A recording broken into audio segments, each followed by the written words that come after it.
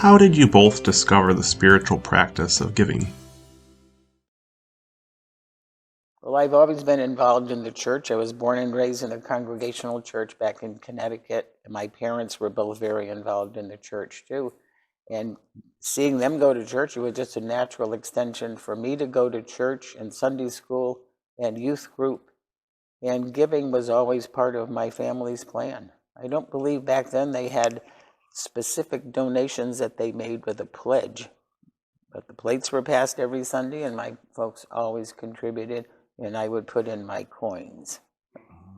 So I just always did that. Yeah. My first memory of that was as a child. I grew up in Episcopalian in Massachusetts, and we had what we called mite boxes. A little cardboard box with a slot in the top that you could put your coins in. You'd put your pennies or nickels or whatever. Back in the 50s, late 40s and 50s, that was typically pennies. The value of the dollar was very different then. Yes. But that was a good start, just to become aware of giving. Yeah. And then over time, I became much more conscious of it. I served as an acolyte for many years, and we gathered the offering, brought it to the altar after the ushers had collected it, and just was very aware of it. Also, my father was treasurer of the church, so that helped a bit. Yes. But then I think giving became much more aware of giving after Carol and I got married.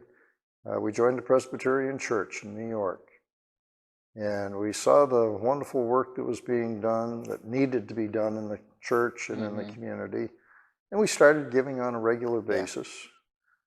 And then we moved to Michigan, became Methodists, and continued that practice. And I was happy that we did not readjust our giving back down at that point, but rather kept it on, and we've tried to up it each year. Yeah. And very thankful that after we retired and income became more stable, or more predictable, I guess you could say, that enabled us to be even more generous. So that's been a great journey. Have you found that your practice of giving has impacted your generosity? I think it has. Mm-hmm. Not just financially, but just being involved in the church and supporting members in the church. And doesn't have to be money that you're giving, but you're giving your time, which I think is just as valuable as money can be. Yeah. And I think the other aspect of that too is that when you start experiencing reaching out, it's very rewarding in just very quiet ways to you. It is. But there's an energy that comes from that, and hey, this is okay, I can do that. And there's somebody else over there who needs some help. And you find, gee whiz, I used to think of it as a chore. No. It's actually fun doing that stuff. Yeah. So I really encourage everyone to get as involved with the church as possible. Different activities, committees, commissions, service activities, projects, groups. Because as you experience those, you get an appreciation for the wonderful variety of experiences that people have, and what each person brings to the table. In such uncertain times, how do you go about prayerfully considering your financial giving commitment for the coming year?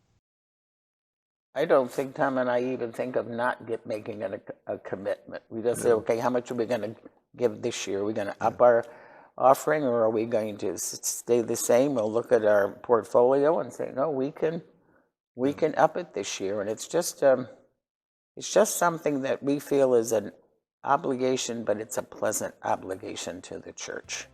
Because there's so much possibility here, things that we could bring to fruition in the church as long as we have the wherewithal to do it. And we like to be part of that.